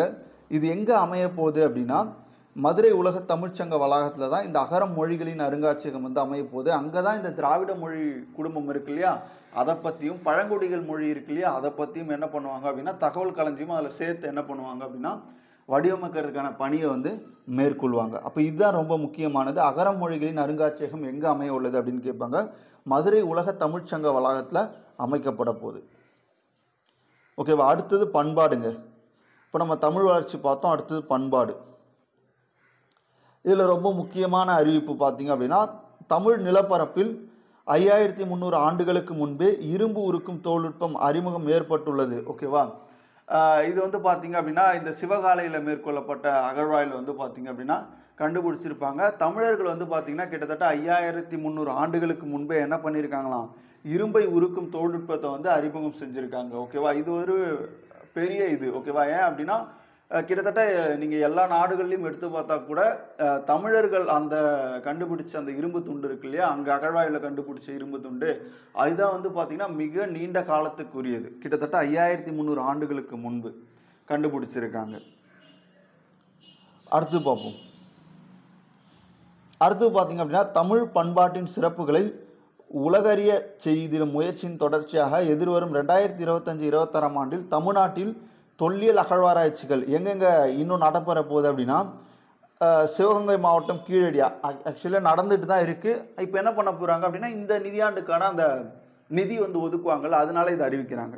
சிவகங்கை மாவட்டம் கீழடி, தூத்துக்குடி மாவட்டம் பட்டணமருதூர், தென்காசி மாவட்டம் கரிவலமந்தநல்லூர். இப்போ இதெல்லாம் ஒரு சில இது முக்கியமான விஷயங்களாக இருக்கும். இதை பொறுத்து இதில் என்ன பண்ணுவாங்க அப்படின்னா கேட்பாங்க. சிவகங்கை மாவட்டம் கீழடி, தூத்துக்குடி மாவட்டம் பட்டணமருதூர், தென்காசி மாவட்டம் கரிவலவந்தநல்லூர், நாகப்பட்டினம் மாவட்டம் நாகப்பட்டினம், கடலூர் மாவட்டம் மணிக்கொல்லை. இப்போ இதெல்லாம் புதுசு. ஓகேவா? இப்போ சிவகங்கை மாவட்டம் கீழடி தவிர மற்ற எல்லாமே அகழ்வாராய்ச்சி நடைபெற இடங்கள் எல்லாம் புது இடங்கள் தான். ஓகேவா? தூத்துக்குடி மாவட்டம்னா நமக்கு ஆதிச்சநல்லூர் ஞாபகம் இருக்கும். இப்போ இங்கே என்ன சொல்கிறாங்க அப்படின்னா பட்டணமருதூர் சொல்கிறாங்க. தென்காசி மாவட்டம் வந்து பார்த்திங்கன்னா கரிவலமந்தநல்லூர், நாகப்பட்டினம் நாகை, கடலூர் மாவட்டத்தில் ஆல்ரெடி மருங்கூரில் பண்ணியிருக்காங்க. இப்போ வந்து மணிக்கொல்லை அப்படின்ற ஒரு இடத்துல பண்ண போகிறாங்க. அதே மாதிரி வந்து பார்த்திங்க அப்படின்னா கள்ளக்குறிச்சி மாவட்டம் ஆதிச்சநல்லூர். ஓகேவா? கள்ளக்குறிச்சி மாவட்டம் ஆதிச்சநல்லூர். அதுக்கப்புறம் கோயம்புத்தூர் மாவட்டம் வந்து பார்த்திங்கன்னா வெள்ளலூர், அதே மாதிரி சேலம் மாவட்டம் தெலுங்கனூர். ஓகேவா? கோயம்புத்தூர் மாவட்டத்தில் வெள்ளலூர், சேலம் மாவட்டத்தில் தெலுங்கனூர், இந்த இடங்கள்லாம் என்ன பண்ண போகிறாங்க அப்படின்னா இந்த அகழ்வாய்வு பணி அப்படின்றது மேற்கொள்ள போகிறாங்க. ஆல்ரெடி முன்னாடியே என்ன பண்ணியிருக்காங்க அப்படின்னா அண்டைய மாநிலங்களான ஒடிசா மாநிலத்தில் இருக்கக்கூடிய பாலூர், ஆந்திர மாநிலத்தில் இருக்கக்கூடிய வெங்கி, கர்நாடகா மாநிலத்தில் இருக்கக்கூடிய மஸ்கி ஆகிய பகுதிகளில் என்ன பண்ணியிருக்காங்க அப்படின்னா இந்த அகழ்வாய்வு பணி வந்து பார்த்திங்கன்னா விரிவடை செய்ய போகிறாங்க. ஆல்ரெடி இது போன பட்ஜெட்லேயே வந்து பார்த்திங்கன்னா இந்த இடங்கள்லாம் இடம்பெற்று இருந்தது. எது அப்படின்னா ஒடிசாவுடைய பாலூர், ஆந்திராவுடைய வெங்கி, கர்நாடகாவுடைய மஸ்கி. அதே மாதிரி வந்து பார்த்திங்கன்னா அந்த முசி துறைமுகம் பட்டினம் இருக்குல்ல, அங்கேயும் வந்து பண்ணுறதா முன்னாடி பட்ஜெட்டில் வந்து பார்த்திங்கன்னா அறிவிச்சிருந்தாங்க. இதெல்லாம் ரொம்ப முக்கியமானது. எந்தெந்த இடங்களில் வந்து அகழ்வாய்வு நடைபெறுது அப்படின்ட்டு கேட்பாங்க. அடுத்து பாருங்கள், இந்த ஆண்டு புகழ்பெற்ற தொல்லியல் அறிஞர்களின் ஆலோசனையுடனும் முன்னணி தொழில்நுட்ப நிறுவனங்களின் துணையோடு காவிரி பூம்பட்டினம் முதல் நாகப்பட்டினம் வரை விரிவான ஆழ்கடல் அகழ்வாய்வு மேற்கொள்ள போகிறாங்க. ஓகேவா? ஆக்சுவலி இது முன்னாடியே வந்து பார்த்தீங்கன்னா கலைஞருடைய ஆட்சி காலத்தில் இந்த காவிரி பூம்பட்டினம் இருக்கு இல்லையா, அங்கே வந்து கடலுக்கு அடியில் அகழ்வாராய்ச்சி மேற்கொள்ளக்கூடிய பணிகள் மேற்கொள்ளப்பட்டது. அதுக்கப்புறம் நிறைய ஆட்சியாளர்கள் வந்து அதை பண்ணியிருந்தாலும் கூட இப்போ என்ன பண்ண போகிறாங்க அப்படின்னா நவீன டெக்னாலஜியோட, ஓகேவா, நவீன டெக்னாலஜியோட இந்திய கடல் ஆராய்ச்சி நிறுவனம் இருக்குங்க இல்லையா, அந்த இந்திய கடல் ஆராய்ச்சி நிறுவனத்தினுடைய ஒத்துழைப்போட என்ன பண்ண போகிறாங்க அப்படின்னா காவிரி பூம்பட்டினம் முதல் நாகப்பட்டினம் வரை விரிவான ஆழ்கடல் அகழ்வாய்வு மேற்கொள்ள போகிறாங்க. ஓகேவா? முதல்ல அங்கே காவிரி பூம்பட்டினம் மட்டும்தான் நடந்தது. இப்போது என்ன பண்ண போகிறாங்க அப்படின்னா இந்திய கடல் ஆராய்ச்சி நிறுவனத்தோட நம்முடைய தமிழக தொல்லியல் துறையும் இணைந்து என்ன பண்ண போகிறாங்க அப்படின்னா காவிரி பூம்பட்டினம் முதல் நாகப்பட்டினம் வரை ஒரு விரிவான ஆழ்கடல் அகழ்வாய்வு மேற்கொள்ள போகிறாங்க. இது ரொம்ப முக்கியமானது. அடுத்தது பாருங்கள், கொடுமணல் அகழ்வாய்வுகளை முன்னிலைப்படுத்தி, ஓகேவா, கொடுமணல் எங்கே இருக்குது அப்படின்னா ஈரோடு மாவட்டத்தில் இருக்குது. அந்த ஈரோடு மாவட்டத்தில் இருக்க கொடுமணல் அகழ்வாய்வு முன்னிறுத்தி நொய்யல் அருங்காட்சியகம் ஒன்று அமைக்க போகிறாங்க. ஓகேவா? நொய்யல் அருங்காட்சியகம் கிட்டத்தட்ட 22 கோடி ரூபாய் மதிப்பீட்டில் சங்ககால பாண்டியரின் கடல் வணிக சிறப்பை விளக்கிடும் வகையில் ராமநாதபுரம் மாவட்டத்தில் நாவாய் அருங்காட்சியகம் 21 கோடி ரூபாய் மதிப்பீட்டிலும் உருவாக்கப்படுது. ஓகேவா? நம்ம அகரம் அருங்காட்சியகம் பார்த்தோம். அகரம் மொழிகள் அருங்காட்சியகம் வந்து எங்கே அமைய போகுது? மதுரையில் இருக்கக்கூடிய அந்த பன்னாட்டு தமிழ்ச்சங்க வளாகத்தில் அமைய போகுது. அதை பார்த்துருப்போம். அதே மாதிரி வந்து பார்த்திங்கன்னா நொய்யல் அருங்காட்சியகம் எங்கே அமைய போகுது அப்படின்னா ஈரோடு மாவட்டம் கொடுமணல் இருக்கு இல்லையா, அந்த அகழ்வாராய்ச்சியை பேஸ் பண்ணி அங்கே என்ன பண்ண போகிறாங்க அப்படின்னா நொய்யல் அருங்காட்சியகம் 22 கோடி ரூபாய் மதிப்பீட்டில் அமைக்க போகிறாங்க. அதே மாதிரி சங்ககால பாண்டியர்களின் கடல் வழி வணிக சிறப்பை விளக்கிடக்கூடிய வகையில் ராமநாதபுரம் மாவட்டத்தில் நாவாய் அருங்காட்சியகம் எங்கே அமைய இருக்குது? ராமநாதபுரம் மாவட்டத்தில் அமைய இருக்குது. ஓகேவா? எவ்வளோ கோடியில் அப்படின்னா 21 கோடி ரூபாயில் அங்கே அமைக்க போகிறாங்க. அடுத்து சிந்துவெளி பண்பாட்டின் கண்டுபிடிப்பின் நூற்றாண்டு நிறைவு. ஓகேவா? 1924 2024 வரைக்கும் கிட்டத்தட்ட 100 ஆண்டுகள் வந்து கடந்துடுச்சு. அந்த நூற்றாண்டு நிறைவை ஒட்டி சென்னை எழும்பூர் அருங்காட்சியகத்தில் சிந்துவெளி பன்னாட்டு அரங்கம் ஒன்று உருவாக்கப்படும் அப்படின்னு சொல்லியிருக்காங்க. ஓகேவா? அப்போது சிந்துவெளி பன்னாட்டு அரங்கம் எங்கே அமைய இருக்குது அப்படின்னு கேட்பாங்க. எழும்பூர் அருங்காட்சியகத்தில் அமைய இருக்குது. ஏன் அப்படின்னா அதோடைய நூற்றாண்டு நினைவை ஒட்டி என்ன பண்ணியிருக்காங்க அப்படின்னா அமைக்க போகிறாங்க. தமிழ்நாட்டிற்கு வருகை புரியும் பிற மாநில வெளிநாட்டு சுற்றுலா பயணிகள் தமிழரினுடைய தொன்மை தொடர்ச்சி சிறப்புகளை அறிமுகப்படுத்தும் விதமாக மாமல்லபுரம் மற்றும் திருவண்ணாமலை ஆகிய இடங்களில் தமிழர் பண்பாட்டு அருங்காட்சியகங்கள், ஓகேவா, தமிழர் பண்பாட்டு அருங்காட்சியகங்கள் வந்து உருவாக்கப்படும் அப்படின்னு சொல்லியிருக்காங்க. அப்போது தமிழர் பண்பாட்டு அருங்காட்சியகங்கள் எங்கெங்கே அமைய இருக்குது? ஒன்று மாமல்லபுரம், இன்னொன்று திருவண்ணாமலை. இந்த 2 இடங்களில் வந்து பார்த்திங்கன்னா தமிழர் பண்பாட்டு அருங்காட்சியகம். ஓகேவா? இப்போ இந்த பட்ஜெட்டில் வந்து நிறைய அருங்காட்சியகங்கள் வந்து அமைச்சிருக்காங்க. அகரம் மொழிகள் அருங்காட்சியகம் எங்கன்னு கேட்டாங்கன்னா மதுரையில், அது பன்னாட்டு தமிழ்ச்சங்கத்தில் அமைய போகுது. அதே மாதிரி நொய்யல் அருங்காட்சியகம் எங்கே அப்படின்னா ஈரோடு கொடுமணலில். அதே மாதிரி வந்து பார்த்திங்க அப்படின்னா நாவாய் அருங்காட்சியகம் பாண்டியர்களுடைய அந்த கடற்படை சிறப்பு இருக்கு இல்லைங்களா, அதை வெளிக்கொண்டு வரும் விதமாக நாவாய் அருங்காட்சியகம் வந்து ராமநாதபுரத்தில் அமைய இருக்குது. அதே மாதிரி தமிழர் பண்பாட்டு அருங்காட்சியகம் எங்கே அமைய இருக்குது அப்படின்னா மாமல்லபுரம் மற்றும் திருவண்ணாமலையில் அமைய இருக்குது. அதே மாதிரி சிந்துவெளி பன்னாட்டு அரங்கம் எங்கே அமைய இருக்குது அப்படின்னா நம்முடைய எழும்பூர் அருங்காட்சியகத்தில் வந்து அமைய இருக்குது. அப்போ இது எல்லாம் வந்து பார்த்திங்கன்னா ரொம்ப முக்கியமான விஷயம். அடுத்து பாருங்கள், ஊரக வளர்ச்சி. இதுக்கப்புறம் எல்லாமே கொஞ்சம் கம்மியாக தான் இருக்கும். கலைஞரின் கனவு இல்லம் நமக்கு தெரியும். ஓகேவா? 2030க்குள்ளே குடிசை இல்லா தமிழ்நாடை உருவாக்கணும். அதில் வந்து பார்த்திங்க அப்படின்னா தமிழ்நாட்டின் ஊரக பகுதியில் கிட்டத்தட்ட 8 லட்சம் குடிசை வீடுகள் இருக்கா? போன பட்ஜெட்ல அறிவிச்சாங்க. இந்த 8 லட்சம் குடிசை வீடுகளையும் என்ன பண்ண போறாங்க? கான்கிரீட் வீடுகளாக மாற்ற போறாங்க. அதுக்காக தொடங்கப்பட்ட ஒரு திட்டம் தான் கலைஞரின் கனவு இல்ல திட்டம். ஓகேவா? இந்த திட்டத்தில் இந்த ஆண்டு வந்து பார்த்தீங்கன்னா 1 லட்சம் புதிய வீடுகள் கட்டும் பணிகளை வந்து தொடங்கியிருக்காங்க. ஆல்ரெடி போன பட்ஜெட்டில் 1 லட்சம் வீடு டார்கெட் வச்சாங்க. அதை முடிஞ்சதுக்கப்புறம் இப்போ இந்த பட்ஜெட்டில் 1 லட்சம் வீடு டார்கெட் வச்சுருக்காங்க. மொத்தம் 8 லட்சம் வீடு, அது 2030க்குள்ளே கட்டி முடிக்கப்படும். ஓகேவா? அதுக்காக இந்த பட்ஜெட்டில் எவ்வளோ நிதி ஒதுக்கியிருக்காங்க அப்படின்னா 3500 கோடி நிதி ஒதுக்கியிருக்காங்க. இதுதான் கேட்பாங்க. அடுத்து, முதல்வரின் கிராம சாலை மேம்பாட்டு திட்டத்தின் கீழ் 2025-26 ஆண்டுக்கு 6100 கிலோமீட்டர் நீளம் உள்ள கிராம சாலைகள் வந்து பார்த்தீங்க அப்படின்னா மேம்படுத்துறதுக்காக கிட்டத்தட்ட 2200 கோடி ரூபாய் செலவில் மேம்படுத்தப்படும் அப்படின்றத சொல்லியிருக்காங்க. இதுக்காக வந்து பார்த்தீங்க அப்படின்னா கிட்டத்தட்ட 120 கோடி வந்து பார்த்தீங்கன்னா நிதி வந்து ஒதுக்கிடப்பட்டிருக்கு. இதுக்கு முதலமைச்சர் கிராம சாலை மேம்பாட்டு திட்டத்துக்கு. அடுத்து, தமிழ்நாட்டில் உள்ள அனைத்து குக்கிராமங்களும் தன்னிறைவு பெற்றிடும் வகையில் பல்வேறு அடிப்படை வசதிகளை நிறைவேற்றி தரும் நோக்கத்தோடு அண்ணா மறுமலர்ச்சி திட்டங்க, ஆல்ரெடி இது வந்து பார்த்தீங்க அப்படின்னா 2006 இருந்தது. இப்போ என்ன பண்ணியிருக்காங்க அப்படின்னா திரும்ப இந்த அண்ணா மறுமலர்ச்சி திட்டம் 2 அப்படின்னு கொண்டு வந்து, இந்த அண்ணா மறுமலர்ச்சி திட்டம் எதுக்கானது அப்படின்னா இப்போ கிராமங்களில் ஓகேவா அடிப்படை வசதிகளான தெருவிளக்கு அமைக்கிறது, சாலை போடுறது, குடிநீர் வசதியை மேம்படுத்தி கொடுக்கறது, இதெல்லாம் இந்த அண்ணா மறுமலர்ச்சி திட்டத்தின் கீழே இருக்குங்க. இந்த அண்ணா மறுமலர்ச்சி திட்டம் 2ன் கீழே வந்து பார்த்தீங்கன்னா இந்த பட்ஜெட்டில் கிட்டத்தட்ட 1087 கோடி ரூபாய் வந்து ஒதுக்கிடப்பட்டிருக்கு. கிட்டத்தட்ட 2329 கிராம ஊராட்சிகளில் 1037 கோடி ரூபாய் மதிப்பீட்டில் பணிகள் மேற்கொள்ளப்படும் அப்படின்னு சொல்லியிருக்காங்க. அது ரொம்ப முக்கியமானது. அடுத்து, நகராட்சி நிர்வாகம். நகராட்சி நிர்வாகத்தில் வந்து பார்த்தீங்க அப்படின்னா கலைஞர் நகர்ப்புற மேம்பாட்டு திட்டத்தின் கீழ் கடந்த 4 ஆண்டுகளில் 4132 கோடி ரூபாய் மதிப்பிலான பணிகள் வந்து மேற்கொள்ளப்பட்டிருக்கு அப்படின்னு சொல்லியிருக்காங்க. ஓகேவா? இத்திட்டத்தின் கீழ் எடுக்கப்பட்டுள்ள பணிகளுக்காக வரும் நிதியாண்டில் வந்து பார்த்தீங்கன்னா ஒரு 2000 கோடி ரூபாய் ஒதுக்கீடு செய்யப்படும் அப்படின்னு சொல்லியிருக்காங்க. அப்போ இந்த நிதியாண்டில் அந்த திட்டத்துக்கு வந்து 2000 கோடி ஒதுக்கீடு செய்ய போகிறாங்க. அடுத்து, சென்னை பெருநகர மாநகராட்சியின் ஒருங்கிணைந்த திடக்கழிவு மேலாண்மை திட்டத்தின் கீழ் கொடுங்கையூர் குப்பை கொட்டும் வளாகம் இருக்குல்ல, அங்கே என்ன பண்ண போகிறாங்க அப்படின்னா உயிரி எரிவாயு நிலையம் அமைக்க போகிறாங்க. பயோஸ் ஜிஎன்ஜி வந்து பார்த்திங்கன்னா அமைக்க போகிறாங்க. அதே மாதிரி வந்து பார்த்திங்கன்னா இயற்கை உரம் தயாரிக்கும் நிலையம், அதுக்கப்புறம் வந்து தானியங்கி பொருள் மீட்பு மையம், ஓகேவா, ஆட்டோமேட்டிக் மெட்டீரியல் ரெக்கவரி ஃபெசிலிட்டி வந்து பார்த்திங்கன்னா அங்கே கொடுக்க போகிறாங்க. எங்கே அப்படின்னா கொடுங்கையூர் குப்பை கொட்டும் வளாகம் இருக்குல்ல, அங்கே வந்து பார்த்திங்கன்னா உயிரி எரிவாயு நிலையம், அதுக்கப்புறம் இயற்கை உரம் தயாரிக்கும் நிலையம், தானியங்கி பொருள் மீட்பு மையம், ஓகேவா. அதுக்கப்புறம் வந்து பார்த்திங்கன்னா 21 மெகாவாட் திறன் கொண்ட திடக்கழிவிலிருந்து மின்சாரம் தயாரிக்கும் பணி, இதுக்காக கிட்டத்தட்ட 3450 கோடி ரூபாய் திட்ட காலத்திற்கான மதிப்பீடு வந்து பார்த்திங்கன்னா தொடங்கப்படும் அப்படின்னு சொல்லியிருக்காங்க. எங்கே அப்படின்னா கொடுங்கையூர் அந்த குப்பை கொட்டக்கூடிய இடத்துல, ஓகேவா.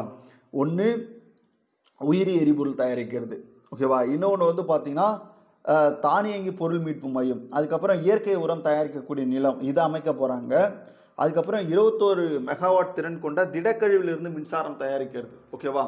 இந்த பணிகளுக்காக கிட்டத்தட்ட அங்கே என்ன பண்ணியிருக்காங்க அப்படின்னா 3450 கோடி ரூபாய் மதிப்பீட்டில் ஒரு திட்டம் செயல்படுத்த போகிறாங்க. அதை வந்து பார்த்திங்க அப்படின்னா இதில் குறிப்பிட்டிருப்பாங்க. அதே மாதிரி திறன் மிக்க திடக்கழிவு மேலாண்மை மற்றும் மின்சார உற்பத்தி செய்யும் பொருட்டு சென்னை மற்றும் தாம்பரம் மாநகராட்சிக்கு அருகில் உள்ள நகராட்சிகள் மற்றும் பேரூராட்சிகளில் பயன்படுத்தும் வகையில் திடக்கழிவிலிருந்து மின்சாரம் தயாரிக்கும் ஆலை, ஓகேவா, வேஸ்ட் டு எனர்ஜி பிளானட் வந்து பார்த்திங்க அப்படின்னா பிளான்ட் வந்து அங்கே அமைக்க போகிறாங்க. அதுவும் வந்து பார்த்திங்கன்னா சொல்லியிருக்காங்க. தாம்பரம் மாநகராட்சி பகுதியில் நிறுவப்படும் இத்திட்டத்தின் கீழ் 1500 டன் மறுசுழற்சி செய்ய இயலாத திடக்கழிவின் செயலாக்கம் மூலம் தினந்தோறும் 15 முதல் 18 மெகாவாட் மின்சாரம் தயாரிக்க இயலும் சொல்கிறாங்க, ஓகேவா. சென்னை அந்த கொடுங்கையூர் குப்பை கொட்டும் தளம் மட்டும் கிடையாமல் நம்ம தாம்பரம், அதுக்கப்புறம் சென்னையை சுற்றி இருக்கக்கூடிய நகராட்சிகள்லையும் வந்து பார்த்திங்க அப்படின்னா இந்த பணியை மேற்கொள்ள போகிறாங்க. அதுவும் வந்து பார்த்திங்கன்னா சொல்லியிருப்பாங்க. ஏற்கனவே வந்து பார்த்திங்க அப்படின்னா இந்த கூவம் நதியை மீட்கிறதுக்கு ஒரு பட்ஜெட் போட்டு கிட்டத்தட்ட வந்து பார்த்திங்க அப்படின்னா ஒரு 4500 கோடி கிட்ட அது பணி நடந்துச்சா இல்லையான்னு தெரியல. ஆனால் எப்போ சென்னையில் வந்து மழை பெஞ்சாலும் அங்கே என்ன பண்ணும், வெள்ளம் வந்து வடியாது, நீர் வந்து ஏறிடும். இப்போ புதுசாக இந்த அடையாறு மீட்கிறதுக்காக என்ன பண்ணியிருக்காங்க அப்படின்னா கிட்டத்தட்ட 1500 கோடி ஒதுக்கீடு செஞ்சுருக்காங்க. இது தனியார் மற்றும் அரசு பங்களிப்போட என்ன பண்ண போகிறாங்க அப்படின்னா செயல்படுத்த போகிறாங்க. இதை வந்து பார்த்திங்க அப்படின்னா 30 மாத காலத்திற்குள்ளே இந்த பணியை நிறைவேறக்கூடிய வகையில் இந்த திட்டம் முதற்கட்டமாக சைதாப்பேட்டை முதல் திருவிக்கா பாலம் வரை ஓகேவா முன்னுரிமை அளிக்கப்பட்டு 15 மாதங்களுக்குள் இந்த பணியை முடிக்கிறதுக்கு திட்டமிட்டிருக்காங்க. ஓகேவா, அப்போது அடையாறு இருக்குல்ல, அடையாறு நதியை மீட்டு அடையாறு நதி மீட்பு திட்டம் ஓகேவா, இதுக்கு வந்து பார்த்திங்கன்னா கிட்டத்தட்ட 1500 கோடி ஒதுக்கியிருக்காங்க. அதுக்கப்புறம் பாருங்கள், பருவநிலை மாற்றத்திலிருந்து மீட்கும் தன்மையுடைய 7 மழை உறிஞ்சும் பல்லுயிர் பூங்காக்கள் ஓகேவா எங்கே அமைக்க போகிறாங்க அப்படின்னா சென்னை பெருநகர் பகுதியில் கிட்டத்தட்ட 88 கோடி ரூபாய் மதிப்பீட்டில் வந்து பார்த்திங்கன்னா உருவாக்க போகிறாங்க. எத்தனை கோடி ரூபாய் மதிப்பீட்டில் அப்படின்னா 88 கோடி ரூபாய் மதிப்பீட்டில் வந்து உருவாக்க போகிறாங்க. 7 மழைநீர் உறிஞ்சும் பல்லுயிர் பூங்கா வந்து அமைக்க போகிறாங்க. அதுதான் வந்து பார்த்திங்க அப்படின்னா சொல்லியிருக்காங்க.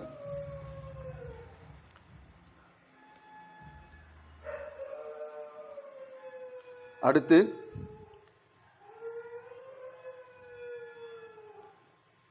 முதன்மை சுற்றுக்குழாய் திட்டங்க. இது என்ன அப்படின்னா இந்த திட்டத்தில் வந்து பார்த்திங்க அப்படின்னா ஆல்ரெடி வந்து பார்த்திங்க அப்படின்னா சென்னைக்கு வந்து குடிநீர் கொண்டு போகிறோம்ல, இப்போ செம்பரம்பாக்கம் ஏரியிலேருந்து குடிநீர் கொண்டு போகிறோம், பூண்டி நீர்த்தேக்கம், இந்த மாதிரி நிறைய இடங்கள்லேருந்து என்ன பண்ணுறோம் அப்படின்னா குடிநீர் கொண்டு போகிறோம். இது எல்லாமே என்ன அப்படின்னா இப்போ ஒரு இடத்துல நீர் வந்து காலி ஆகிடுச்சு அப்படின்னா அடுத்த இடத்துக்கு கொண்டு போக முடியாது. இப்போ இதில் முதன்மை சுற்றுக்குழாய் திட்டத்தில் என்ன பண்ண போகிறாங்க அப்படின்னா அனைத்து நீர் பகிர்மான நிலையங்களையும் இணைக்க போகிறாங்க. ஓகேவா, இந்த மாதிரி தனித்தனியாக சென்னைக்கு குடிநீர் வழங்கக்கூடிய ஏரிகள் இருக்குல்ல, இந்த ஏரிகளில் வந்து என்ன பண்ண போகிறாங்க அப்படின்னா இந்த முதன்மை சுற்றுக்குழாய் திட்டம் மூலம் இணைக்க போகிறாங்க. இணைச்சி என்ன பண்ண போகிறாங்க அப்படின்னா நீர் பற்றாக்குறை இருக்கக்கூடிய இடங்களில் இதை என்ன பண்ணுவாங்க அப்படின்னா நிரப்பி நீரை வந்து பார்த்திங்கன்னா கணிசமான முறையில் தொடர்ந்து கொடுத்துக்கிட்டே இருக்கணும். அதுக்காக இந்த திட்டம் அப்படின்றது கொண்டு வரப்படப்பட்டது. இதுக்கு வந்து பார்த்திங்க அப்படின்னா 2423 கோடி ரூபாய் மதிப்பீட்டில் அடுத்த 3 ஆண்டு காலத்தில் நிறைவேற்றப்படும் அப்படின்னு சொல்லியிருக்காங்க. அப்போ சுற்றுக்குழாய் திட்டத்துக்கு எவ்வளோ நிதி ஒதுக்கியிருக்காங்க அப்படின்னு கேட்பாங்க. 2423 கோடி ரூபாய். ஓகேவா, இது எத்தனை ஆண்டுகளில் செயல்படுத்தப்படும்? 3 ஆண்டுகளில் செயல்படுத்தப்படும். அடுத்து பாருங்கள், எதிர்வரும் 2025-26 ஆண்டு தமிழ்நாடு குடிநீர் வடிகால் வாரியம் முன்னுரிமை அடிப்படையில் கீழ்கண்ட கூட்டு குடிநீர் திட்டங்களை வந்து நிறைவேற்ற போகிறதா சொல்லியிருக்காங்க. இது கேட்பாங்க, என்னென்ன கூட்டு குடிநீர் திட்டம் சொல்லிட்டு. புதுக்கோட்டை மாவட்டம், புதுக்கோட்டை மாநகராட்சி, அறந்தாங்கி நகராட்சி மற்றும் 526 ஊரக குடியிருப்புகள் பயன்பெறும் வகையில் ஒரு கூட்டு குடிநீர் திட்டம் ஒன்று செயல்படுத்தப்படும் அப்படின்றது சொல்லியிருக்காங்க. இதுக்காக வந்து 1820 கோடி ரூபாய் மதிப்பீட்டில் 4.7 லட்சம் மக்கள் பயன்பெறும் வகையில் இந்த திட்டம் வந்து மேற்கொள்ளப்படும் அப்படின்னு சொல்லியிருக்காங்க. அதே மாதிரி மயிலாடுதுறை மாவட்டம், மயிலாடுதுறை சீர்காழி நகராட்சி, தரங்கம்பாடி, மணல்மேடு, குத்தலம் பேரூராட்சி, இங்கே வந்து கிட்டத்தட்ட 1042 ஊரக குடியிருப்புகள் இதோட சேர்த்து வந்து பார்த்திங்க அப்படின்னா கிட்டத்தட்ட 11.22 லட்சம் மக்கள் பயன்பெறும் வகையில் 2200 கோடி ரூபாயில் இந்த திட்டம் செயல்படுத்தப்படும் அப்படின்றத சொல்லியிருக்காங்க. அதே மாதிரி தென்காசி மாவட்டம் கடையநல்லூர் நகராட்சி மற்றும் 493 ஊரக குடியிருப்புகள் பயன்பெறும் வகையில் ஒரு கூட்டு குடிநீர் திட்டம் ஒன்று செயல்படுத்த போகிறாங்க. அதுக்காக 864 கோடி ரூபாய் மதிப்பீட்டில் 5.64 லட்சம் மக்கள் பயன்பெறும் வகையில் இந்த திட்டம் அமையும் அப்படின்றத சொல்லியிருக்காங்க. அடுத்தது தூத்துக்குடி மாவட்டத்தில் உள்ள 639 ஊரக குடியிருப்புக்கான கூட்டு குடிநீர் திட்டம் ஒன்று 370 கோடி ரூபாய் மதிப்பீட்டில் 1.3 லட்சம் மக்கள் பயன்பெறும் வகையில் என்ன பண்ண போகிறாங்க அப்படின்னா ஒரு கூட்டு குடிநீர் திட்டத்தை வடிவமைக்க போகிறாங்க. இப்போ இதெல்லாம் கேட்பாங்க. அடுத்து திருப்பூர் மாவட்டத்தில் உள்ள 1252 ஊரக குடியிருப்புக்கான கூட்டு குடிநீர் திட்டம் 890 கோடி மதிப்பீட்டில் 4.91 லட்சம் மக்கள் பயன்பெறும் வகையில் மேற்கொள்ள போகிறதா சொல்லியிருக்காங்க. அதே மாதிரி ஈரோடு மாவட்டத்தில் வந்து பார்த்திங்க அப்படின்னா 214 ஊரக குடியிருப்புகளுக்கான கூட்டு குடிநீர் திட்டம் ஒன்று 374 கோடி ரூபாய் மதிப்பீட்டில் சுமார் 92,000 மக்கள் பயன்பெறும் வகையில் அமைக்க போகிறதா சொல்லியிருக்காங்க. அதே மாதிரி திருவள்ளூர் மாவட்டத்தில் வந்து பார்த்திங்கன்னா ஒரு 138 ஊரக குடியிருப்பு கூட்டு குடிநீர் திட்டம் வந்து செயல்படுத்த போகிறாங்க. அதில் வந்து பார்த்திங்கன்னா கிட்டத்தட்ட 150 கோடி ரூபாய் மதிப்பீடு, 76,000 மக்கள் வந்து பயன்பெறுவாங்க அப்படின்றதையும் பதிவு செஞ்சுருக்காங்க.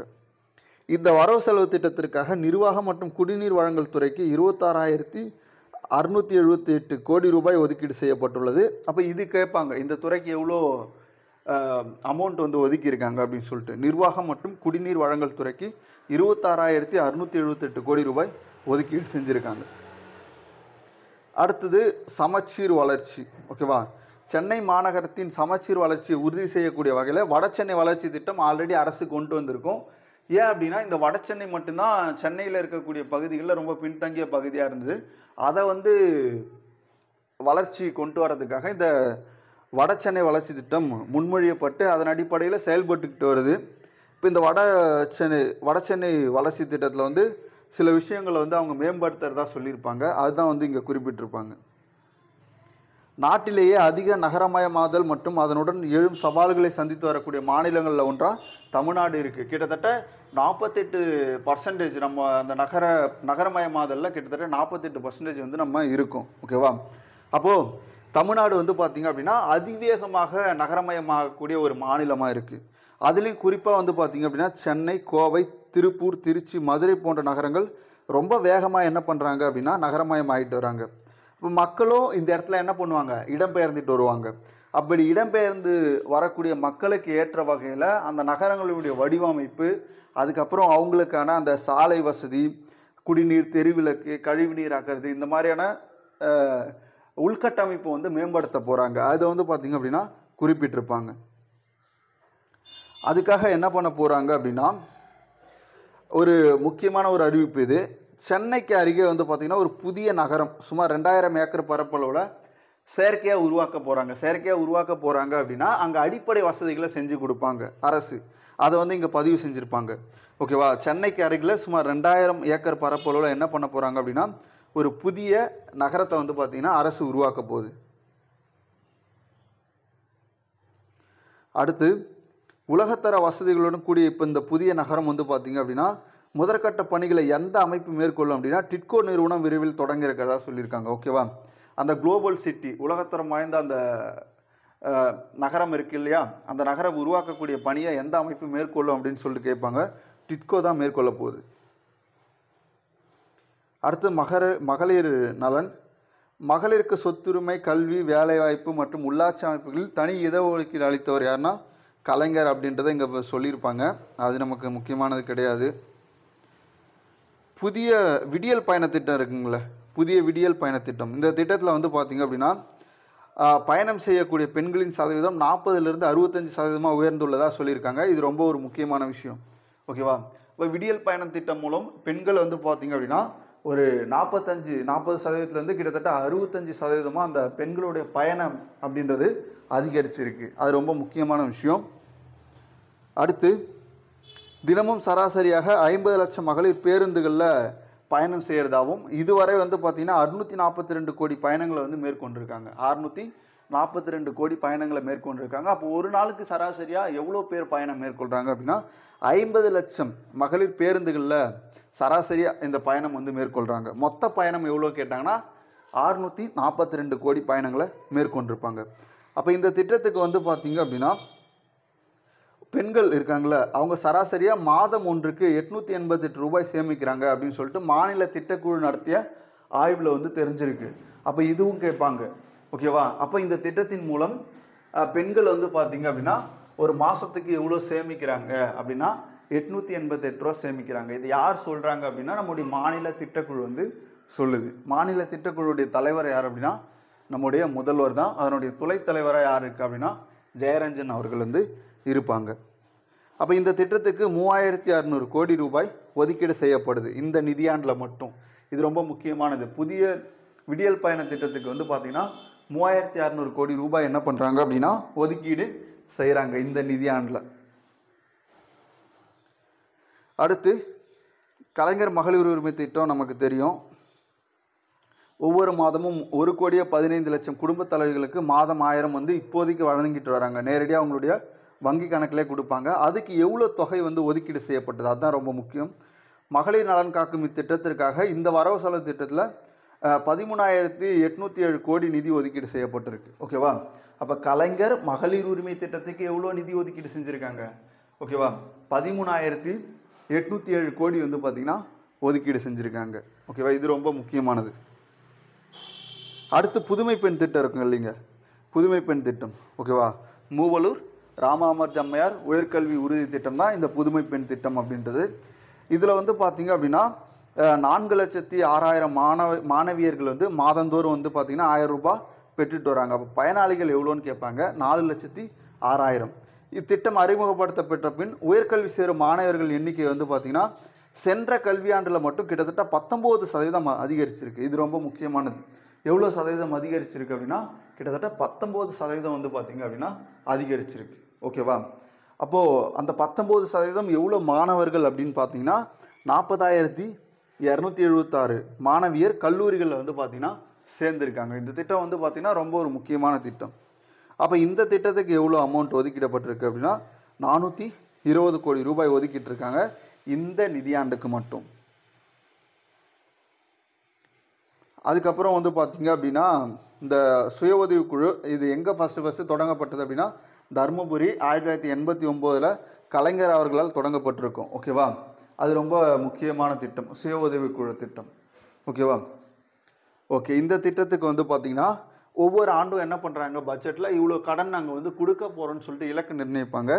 அதன் அடிப்படையில் வந்து பார்த்திங்க அப்படின்னா இப்போ எவ்வளோ இருக்குது அப்படின்னா 4.76 லட்சம் மகளிர் திட்ட சுய உதவி குழுக்கள் வந்து நம்ம தமிழ்நாட்டில் இயங்கிட்டு வருது. சுய உதவி குழு இயக்கத்தில் இதுவரை இணைந்திடாத மகளிர் மற்றும் விளிம்பு நிலை வாழ் குடும்ப உறுப்பினர்களை கொண்டு ஒரு 10,000 புதிய குழுக்கள் வரும் நிதியாண்டில் உருவாக்கப்படும் சொல்கிறாங்க. ஓகேவா? அதே மாதிரி இந்த நிதியாண்டில் வந்து 37,000 கோடி. ஓகேவா? போன நிதியாண்டில் 36,000 கோடி இலக்கு நிர்ணயிச்சாங்க.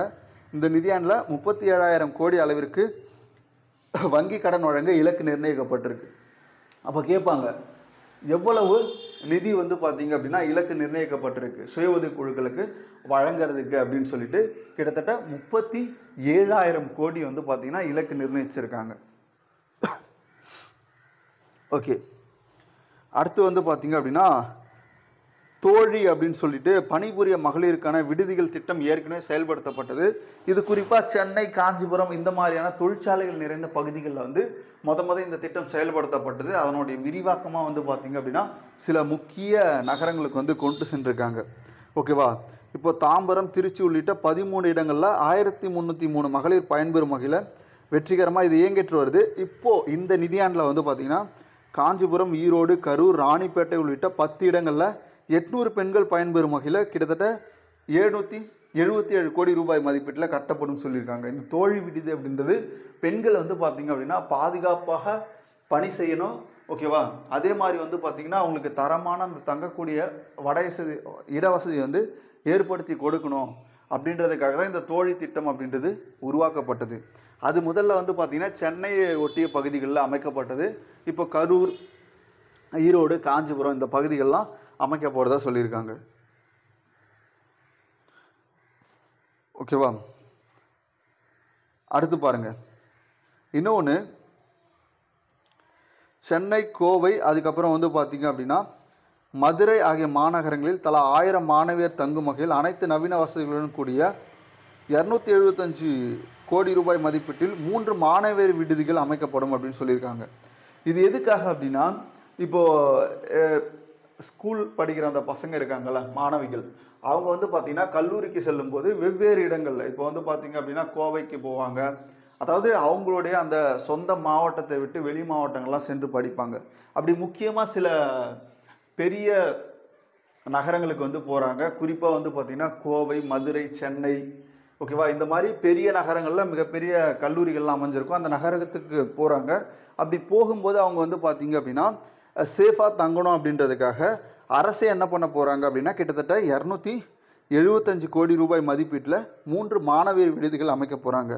அது எங்கெங்கே அப்படின்னு பார்த்தீங்கன்னா மதுரை, அதுக்கப்புறம் சென்னை, கோவை, இந்த 3 மாநகரங்களில் தலா 1000 மாணவியர் தங்கும் வகையில் அதிநவீன வசதிகளுடன் என்ன பண்ண போகிறாங்க அப்படின்னா அமைக்க போகிறாங்க.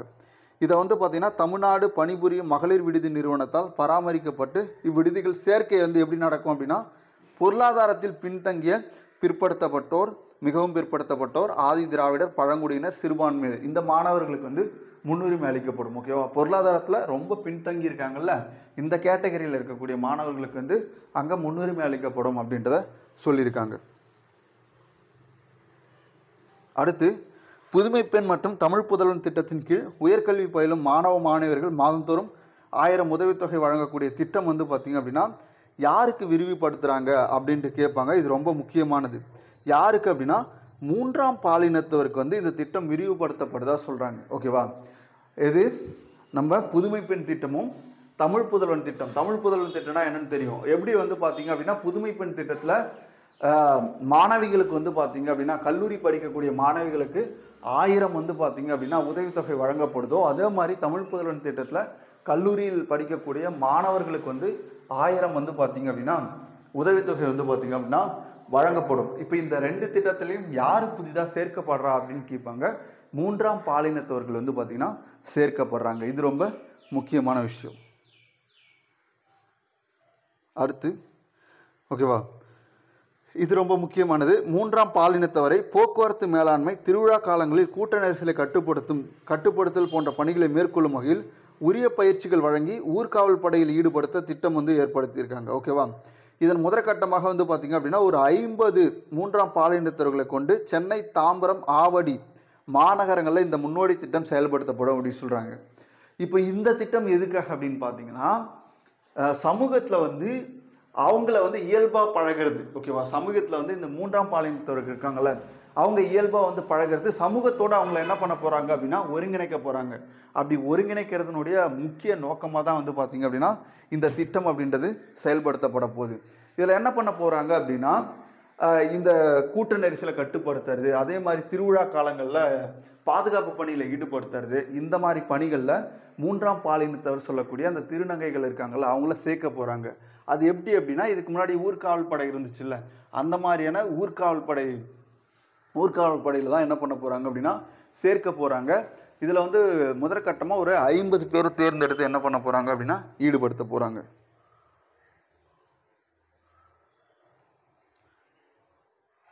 அடுத்து, மூத்த குடிமக்களின் முழுமையான பராமரிப்பிற்கென மதுரை, கோயம்புத்தூர், திருச்சி, சேலம், திருப்பூர், ஈரோடு, தூத்துக்குடி, வேலூர், தஞ்சாவூர், திண்டுக்கல் உள்ளிட்ட மாநகராட்சிகளில் 10 கோடி ரூபாய் நிதி ஒதுக்கீட்டில் ரொம்ப முக்கியமானது 25 அன்பு சோலை மையங்கள் ஓகேவா அமைக்கப்படும். இது எதுக்காக அப்படின்னா மூத்த குடிமக்களுடைய பராமரிப்புக்காக இந்த இடங்களில் 25 அன்பு சோலைகள் அப்படின்ற மையம் வந்து அமைக்க போகிறாங்க. அது ரொம்ப முக்கியமானது. அன்பு சோலை மையம் எதுக்கானது அப்படின்னு கேட்பாங்க. முதியோர்களுக்காக. ஓகேவா? பகல் நேர பாதுகாப்பு மையங்களில் முதியோர்கள் தோழமை உணர்வுடனும் பயனுள்ள பணிகளிலும் என்ன பண்ணலாம் அப்படின்னா ஈடுபடலாம். பகல் நேர பராமரிப்பு உதவி, அத்தியாவசிய மருத்துவ பராமரிப்புக்கான ஏற்பாடு, பொழுதுபோக்கு நடவடிக்கை உள்ளிட்ட பல்வேறு சேவைகளை இந்த அமைப்புக்கு யார் கொடுப்பாங்க அப்படின்னா தன்னார்வ தொண்டு நிறுவனங்கள், என்ஜிஓ மூலம்தான் இந்த அன்பு சோலைகள் வந்து பார்த்திங்க அப்படின்னா இயங்க போகுது. ஓகேவா? 25 அன்பு சோலை மையங்களை ஏற்படுத்த போகிறாங்க. இந்த அன்பு சோலை மையங்கள் என்ஜிஓடைய கட்டுப்பாட்டில் தான் இருக்கும். ஓகேவா? அரசு வந்து இதுக்கு நிதி கொடுப்பாங்க. குழந்தைகள் நலன். பசிப்பினி மருத்துவன் இல்லம் அனைத்தே சேய்த்தோ கூறுமின் எமக்கே அப்படின்னு சொல்லிட்டு புறநானூறு வரியில் குறிப்பிட்டிருக்காங்க. இது ஒரு மன்னரை பற்றி சொல்லக்கூடிய சங்க காலத்தைச் சேர்ந்த குறுநில மன்னர் ஒருவர் ஏழை எளியோரின் பசியை போக்கியதால் பசிப்பினி போக்கிய மருத்துவராக போற்றப்படுகிறார். அவர் எந்த மன்னர் அப்படின்றது தெரில, அதை நம்ம வந்து பார்த்துக்கலாம். இந்த வரி அப்படின்றது எதில் இருக்குது அப்படின்னா புறநானூரில் இருக்குது. ஓகேவா? பசிப்பினி மருத்துவன் இல்லம் அனித்தோ சேய்த்தோ கூறுமின் எமக்கே அப்படின்னு சொல்லிட்டு புறநானூரில் வந்து குறிப்பிடப்பட்டிருக்கு. இது வந்து பார்த்திங்கன்னா சங்க காலத்தை சேர்ந்த குறுநில மன்னர் ஒருத்தர் பசியை போக்கியதால் அவர் பசிப்பினி மருத்துவர் சொல்லிட்டு குறிப்பிடுறாங்க. அது ரொம்ப முக்கியமான விஷயம். அடுத்து, பள்ளிக்கல்வியை மேலும் பரவலாக்கவும் கற்றலை இனிமையாக்கவும் எல்லா குழந்தைகளையும் பசியின்றி கல்வி அறிவு பெறவும் என்ன பண்ணியிருப்பார் அப்படின்னா முதல்வர் அவர்கள் காலை உணவு திட்டத்தை வந்து அறிவிச்சிருப்பார். ஓகேவா? அதுக்காக இந்த மேற்கோளை வந்து கொடுத்துருப்பாங்க. தமிழ்நாட்டில் உள்ள 30,992 அரசு பள்ளிகளிலும் ஊரக பகுதியில் அமைந்துள்ள 3,995 அரசு உதவி பெறும் பள்ளிகளிலும் 1ஆம் வகுப்பு முதல் 5ஆம் வகுப்பு வரை பயிலும் 17.53 லட்சம் மாணவர்கள் பயன்பெற்று வருகிறாங்க. இந்த காலை உணவு திட்டத்தில் எவ்வளோ பேர் பயன்பெற்றுட்டு வராங்க? 17.53 லட்சம் குழந்தைகள் வந்து பார்த்திங்கன்னா பயன்பெற்றுட்டு வராங்க. இத்திட்டம் செயல்படுத்தப்பட்ட பின் வந்து பார்த்திங்கன்னா மாணவர்களுடைய எண்ணிக்கை வந்து உயர்ந்திருக்கு. ஓகேவா? அதே மாதிரி இதில் எவ்வளோ நிதி இந்த நிதியாண்டு ஒதுக்கியிருக்காங்க அப்படின்னு சொல்லிட்டு கேட்பாங்க. 600 கோடி வந்து பார்த்திங்கன்னா ஒதுக்கியிருக்காங்க. அடுத்து ஒருங்கிணைந்த குழந்தை மேம்பாட்டு திட்டத்திற்காக வரும் நிதியாண்டுக்கு வந்து பார்த்திங்க அப்படின்னா ஓகேவா, ஐசிடிஎஸ் இருக்குல்ல, அந்த திட்டத்துக்கு வந்து பார்த்திங்கன்னா 3676 கோடி ரூபாய் வந்து பார்த்திங்கன்னா ஒதுக்கியிருக்காங்க. இந்த வரவு செலவு திட்டத்தில் மகளிர் உரிமைத்துறை இருக்குல்ல, சமூக நலம் மற்றும் மகளிர் உரிமைத்துறை, அதுக்கு வந்து பார்த்திங்கன்னா 8597 கோடி ரூபாய் ஒதுக்கீடு செய்யப்பட்டிருக்கு. அடுத்து பள்ளிக்கல்வித்துறை. பள்ளிக்கல்வித்துறை எடுத்துக்கிட்டோம் அப்படின்னா இன்றைய அரும்புகள் நாளைய மலர்கள், இன்றைய மழலைகள் நாளை நமது மரபு காக்கும் மாண்பூறு செல்வங்கள், அவர்களை வளமோடு வாழ வைப்பது அரசு ஆடவர் பெண்டீர் இம்மூவரின் ஒத்துழைப்பின் பார்ப்பட்டதாகும் அப்படின்னு சொல்லிட்டு யார் சொல்கிறா? கலைஞர் சொன்ன மேற்கோளை வந்து இங்கே கொடுத்துருப்பாங்க. ஓகேவா? இந்த மேற்கோள் யார் சொன்னான்னு கேட்பாங்க, கலைஞர் சொல்லியிருப்பார். அதே மாதிரி பேராசிரியர் அன்பழகன் அவர்களால் நடைமுறைப்படுத்தப்பட்டு வரும் பேராசிரியர் அன்பழகன் பள்ளி மேம்பாட்டு திட்டம். ஓகேவா? இந்த திட்டம் வந்து பார்த்திங்கன்னா பள்ளிகளில் உட்கட்டமைப்பு வசதி மேம்படுத்துறதுக்காக கொண்டு வரப்பட்ட திட்டம் தான். இந்த திட்டத்துக்கு எவ்வளோ நிதி ஒதுக்கீடு இருக்காங்க அப்படின்னா 1000 கோடி ஒதுக்கீடு செஞ்சுருக்காங்க. அடுத்து 2025-26 ஆண்டில் 1721 முதுகலை ஆசிரியர்களும் 841 பட்டதாரி ஆசிரியர்களும் நேரடி நியமனம் மூலம் பணியமர்த்தப்படுவார்கள். இதற்கான தேர்வு அறிவிக்கை ஆசிரியர் தேர்வு வாரியம் விரைவில் வெளியிடப்படும் அப்படின்னு சொல்லியிருக்காங்க. ஓகேவா? அப்போ ஆசிரியர் தேர்வு வாரியம் வந்து பார்த்திங்க அப்படின்னா இவ்வளோ காலி பணியிடம் இருக்குன்னு சொல்லிட்டு பட்ஜெட்டில் சொல்லியிருக்காங்க. அப்போ இது என்ன பண்ண போகிறாங்க அப்படின்னா அறிவிக்க போகிறாங்கன்னு அர்த்தம். கிட்டத்தட்ட வந்து பார்த்திங்கன்னா 1722 முதுகலை ஆசிரியர்களும் 841 பட்டதாரி ஆசிரியர்களுக்கான அந்த வேக்கன்சி வந்து பார்த்திங்க அப்படின்னா ஆசிரியர் தேர்வு வாரியம் வந்து வெளியிட போகிறாங்க அப்படின்றத இங்கே பதிவு செஞ்சுருக்காங்க. அடுத்து நான் முதல்வன் கல்லூரி கனவு திட்டம். ஓகேவா? இந்த திட்டம் எதுக்கு அப்படின்றது நமக்கு தெரியும். அனைத்து மாணவர்களையும் சென்றடையும் முயற்சி எடுத்துக்காட்டாக முதற்கட்டமாக என்ன பண்ண போகிறாங்க அப்படின்னா மாநிலத்தின் அனைத்து 388 ஊராட்சி ஒன்றியங்களிலும் அமைந்துள்ள 500 அரசு பள்ளிகள் உயர்கல்வி குறித்த விழிப்புணர்வை ஏற்படுத்த போகிறாங்க. இது வந்து பார்த்திங்க அப்படின்னா ஒரு வழிகாட்டி திட்டம். நான் முதல்வன் திட்டம் அப்படின்றது மாணவர்கள் வந்து பார்த்திங்க அப்படின்னா உயர்கல்வி எப்படி பயிலலாம், அதுக்கப்புறம் எந்த மாதிரியான வேலை வாய்ப்புகள் இருக்குது, ஓகேவா, அவங்க வந்து எந்த மாதிரியான நிறுவனங்களை தேர்ந்தெடுக்கணும் அப்படின்ற எல்லாத்தையுமே வந்து பார்த்திங்க அப்படின்னா இந்த நான் முதல்வன் திட்டத்தில் வந்து சொல்லிக் கொடுப்பாங்க. ஓகேவா? ஸ்கில் ட்ரைனிங் நிறைய வந்து பார்த்திங்க அப்படின்னா இதில் பண்ணுவாங்க.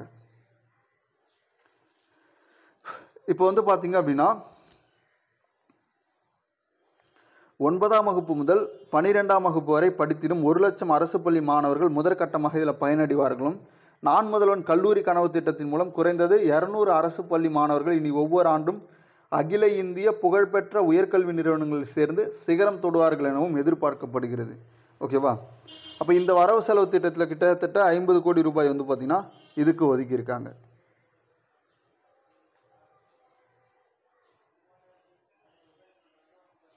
அடுத்து பாரதிதாசனுடைய ஒரு வரி வந்து பார்த்திங்கன்னா மேற்கோள் காட்டியிருக்காங்க. தமிழுக்கு தொண்டு செய்யும் தமிழனுக்கு தடை செய்யும் நெடுங்குன்றம் தூளாய் போகும். ஓகேவா? தமிழுக்கு தொண்டு செய்யும் தமிழனுக்கு தடை செய்யும் நெடுங்குன்றம் தூளாய் போகும். இது யாருடைய வரிகள் அப்படின்னு கேட்பாங்க. பாரதிதாசனுடைய வரிகள். அடுத்து பாருங்க, கோவை மற்றும் திருச்சியில் வந்து மாபெரும் நூலகங்கள் அமைக்கக்கூடிய பணி வந்து நடைபெற்று வருவதாக சொல்கிறாங்க. அதுக்கப்புறம் வந்து பார்த்திங்க அப்படின்னா சேலம், கடலூர், திருநெல்வேலி இங்கெல்லாம் பொதுமக்கள் மற்றும் போட்டித் தேர்வு பயிலக்கூடிய மாணவர் இருக்காங்கள்ல, அவங்க வந்து பயன்படுத்தும் வகையில் வந்து பார்த்திங்கன்னா ஓகேவா 1 லட்சம் புத்தகங்கள் மற்றும் மாநாட்டு கூட வசதிகளுடன் நூலகம் அமைக்கப்படும் சொல்லியிருக்காங்க. ஓகேவா? புதுசாக வந்து பார்த்திங்க அப்படின்னா எங்கெங்கே அமைக்கப்படும் அப்படின்னா கடலூர், சேலம், திருநெல்வேலியில். இந்த வரவு செலவு திட்ட மதிப்பீட்டில் அதிகபட்சமாக எந்த துறைக்கு வந்து நிதி ஒதுக்கீடு செய்யப்பட்டிருக்கு அப்படின்னு கேட்பாங்க. பள்ளி கல்வித்துறைக்கு ஒதுக்கீடு செய்யப்பட்டிருக்கு. கிட்டத்தட்ட 46,767 கோடி ரூபாய் ஒதுக்கீடு செய்யப்பட்டிருக்கு. ரொம்ப ரொம்ப முக்கியமானது. எவ்வளோ நிதி வந்து பள்ளி கல்வித்துறைக்குன்னா 46,767 கோடி ரூபாய் ஒதுக்கீடு செய்யப்பட்டிருக்கு. அடுத்து பாருங்கள், உயர்கல்வி துறை தான் பார்க்க போகிறோம். அதில் குறிப்பாக வந்து பார்த்திங்க அப்படின்னா 1794 ஓகேவா, பிரிட்டிஷ் கிழக்கிந்திய கம்பெனி என்ன பண்ணியிருப்பாங்க அப்படின்னா நில அளவியர் பயிற்சி வழங்கிட இந்த ஒரு அமைப்பு ஒன்று தொடங்கியிருப்பாங்க. ஓகேவா, மெட்ராஸ் ஸ்கூல் ஆஃப் சர்வே அப்படின்னு சொல்லிட்டு ஒரு அமைப்பு. இந்த அமைப்பு எப்போ தொடங்கப்பட்டதுன்னு கேட்பாங்க. 1894. அதனுடைய வளர்ச்சி தான் இன்றைக்கி இருக்கக்கூடிய அண்ணா பல்கலைக்கழகம். ஓகேவா, அதுதான் இங்கே சொல்லியிருப்பாங்க. பின்னர் 1859ஆம் ஆண்டு பொறியியல் கல்லூரியாக உருப்பெற்று கிண்டி பொறியியல் கல்லூரி பயணம் வந்து நீண்ட பெரிய ஒரு வரலாற்றை கொண்டது அப்படின்னு சொல்லியிருக்காங்க. அது முதல்ல எப்படி இருந்துச்சு அப்படின்னா 1894 மெட்ராஸ் ஸ்கூல் ஆஃப் சர்வே அப்படின்னு சொல்லிட்டு இருந்துச்சு. ஓகேவா, இது எதுக்காக குறிப்பிட்டிருக்காங்க அப்படின்னா அடுத்த 5 ஆண்டுகளுக்குள் நாட்டிலே சிறந்த கல்வி நிறுவனங்கள் தரவரிசையில் முதல் 10 இடங்களுக்குள்ளும் உலக அளவிலான QS தரவரிசையில் முதல் 150 இடங்களுக்குள்ளும் இந்த அண்ணா பல்கலைக்கழகத்தை வந்து இடம்பெற செய்யணும் அப்படின்றது நம்ம தமிழக அரசினுடைய நோக்கமாக இருக்கு.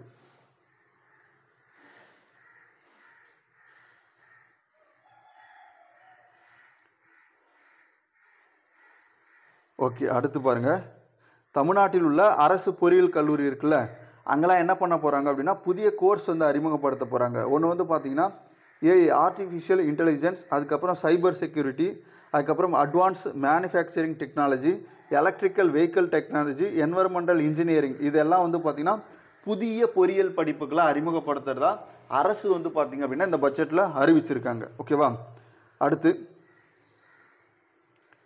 இதுக்காக என்ன பண்ண போகிறாங்க அப்படின்னா சென்டர் ஆஃப் எக்ஸலன்ஸ் அப்படின்னு சொல்லிட்டு ஒரு மையம், திறன் மையம் வந்து பார்த்திங்க அப்படின்னா அமைக்க போகிறாங்க. அதையும் குறிப்பிட்டிருப்பாங்க. அதே மாதிரி நம்ம அரசு பாலிடெக்னிக் காலேஜ் இருக்குல்ல, அங்கே என்ன பண்ண போகிறாங்க அப்படின்னா ஸ்மார்ட் மேனுஃபேக்சரிங் டெக்னாலஜி, இது சம்மந்தமான படிப்பு.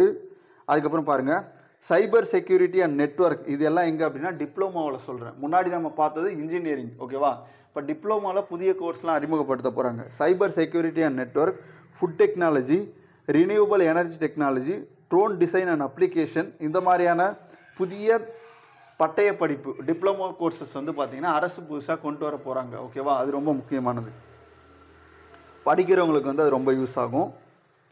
அடுத்து வந்து பாருங்கள் பெருந்தலைவர் காமராசர் கல்லூரி மேம்பாட்டு திட்டம். ஓகேவா, இது முன்னாடியே கொண்டு வந்த திட்டம் பெருந்தலைவர் காமராசர் கல்லூரி மேம்பாட்டு திட்டம். இது வந்து பார்த்திங்க அப்படின்னா தமிழ்நாட்டில் இருக்கக்கூடிய அரசு கலைக்கல்லூரி, தொழில்நுட்ப கல்லூரி, இந்த கல்லூரிகள்லாம் அடிப்படை வசதி வந்து பார்த்திங்க அப்படின்னா ஏற்படுத்தி கொடுக்கறதா இந்த திட்டத்தினுடைய முக்கிய நோக்கம். இதுக்கு வந்து 300 கோடி ரூபாய் என்ன பண்ணியிருக்காங்க அப்படின்னா நிதி வந்து கொடுத்துருக்காங்க. அதே மாதிரி வந்து பார்த்திங்கன்னா பொறியியல், வேளாண்மை உள்ளிட்ட தொழிற்படிப்புகளில் 7.5% இடஒதுக்கீடு வந்து அரசு பின்பற்றிட்டு வருது. அவங்களுக்கு வந்து பார்த்திங்க அப்படின்னா ஓகே, இது எப்போ அறிமுகப்படுத்துன்னு கேட்டாமல் 2021-22 கல்வியாண்டில் வந்து அறிமுகப்படுத்தியிருக்காங்க. அதுக்கு வந்து பார்த்திங்கன்னா நிதி ஒதுக்கீடப்பட்டிருக்கு அரசு சார்பாக. எவ்வளோ அப்படின்னா 550 கோடி ரூபாய் நிதி ஒதுக்கீடு செஞ்சுருக்காங்க. அந்த 7.5 வந்து பார்த்திங்கன்னா அரசு பள்ளி மாணவர்களுக்கானது. அது வந்து பார்த்திங்க அப்படின்னா மருத்துவ சேர்க்கை நீட்டாக இருக்கலாம், அதுக்கப்புறம் வந்து பார்த்திங்க அப்படின்னா தொழிற்கல்வி, அதுக்கப்புறம் வந்து பார்த்திங்கன்னா வேளாண்மை கல்வி, இது எல்லாத்துக்குமே வந்து பார்த்திங்கன்னா 7.5 ஒதுக்கீடு கொடுக்குறாங்க. அது எல்லா செலவும் யாரை ஏற்றுப்பாங்க அப்படின்னா அரசே ஏற்றுப்பாங்க. அவங்களோட விடுதி கட்டணம், அவங்களுடைய அந்த கல்லூரி கட்டணம் எல்லாமே அரசே ஏற்றுப்பாங்க.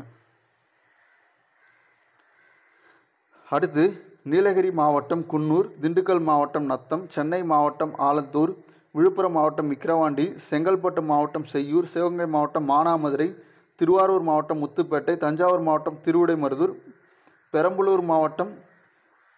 பெரம்பலூர் மற்றும் தூத்துக்குடி மாவட்டம் ஒட்டப்பிடாரம், இந்த இடங்களில் புதுசாக அரசு கலை மற்றும் அறிவியல் கல்லூரி தொடங்கப்படும் அப்படின்னு சொல்லியிருக்காங்க.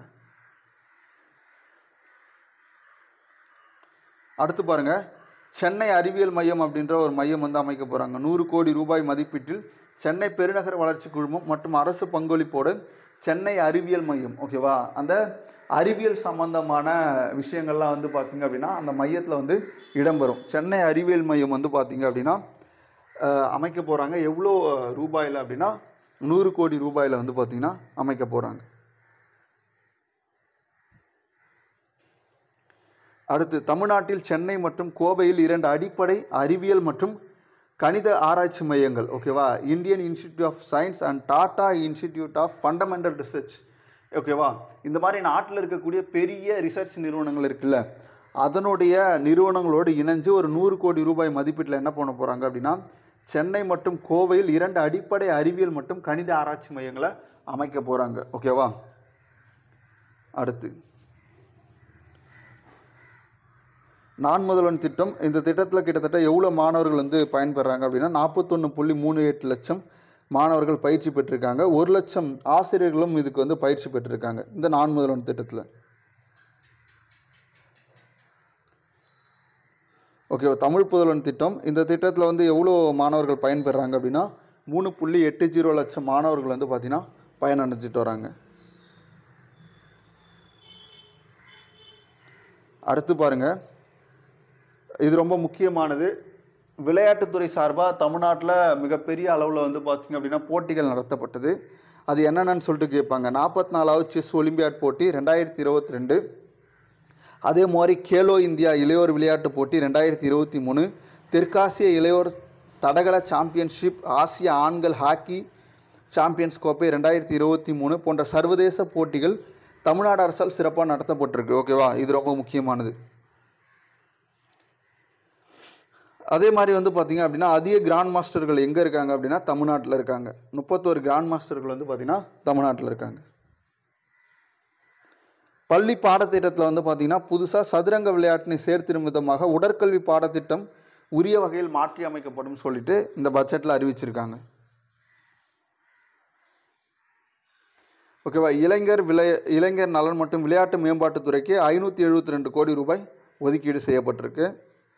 அடுத்து தொழிலாளர் நலன். ஓகேவா, இதில் வந்து பார்த்திங்க அப்படின்னா திருநெல்வேலி மாவட்டம் திசையன் விலை, புதுக்கோட்டை மாவட்டம் ஏம்பல், காஞ்சிபுரம் மாவட்டம் சாலவாக்கம், மயிலாடுதுறை மாவட்டம் செம்பனார் கோயில், அரியலூர் மாவட்டம் தாப்பழூர், ராமநாதபுரம் மாவட்டம் உத்திரகோசமங்கை, திருச்சி மாவட்டம் மணப்பாறை, திருப்பூர் மாவட்டம் காங்கேயம், தென்காசி மாவட்டம் குருக்கால்பட்டி, நாமக்கல் மாவட்டம் திருச்செங்கோடு. இங்கெல்லாம் என்ன பண்ண போகிறாங்க அப்படின்னா 10 இடங்களில் 4 தொழிற்பிரிவு கொண்ட புதிய அரசு தொழிற்பயிற்சி நிலையங்கள், மொத்தம் 152 கோடி ரூபாய் செலவில் ஐடிஐ வந்து பார்த்திங்கன்னா தொடங்கப்படும் அப்படின்றத சொல்லியிருக்காங்க. ஐடிஐ வந்து இந்த இடங்கள்லாம் தொடங்க போகுது அரசு.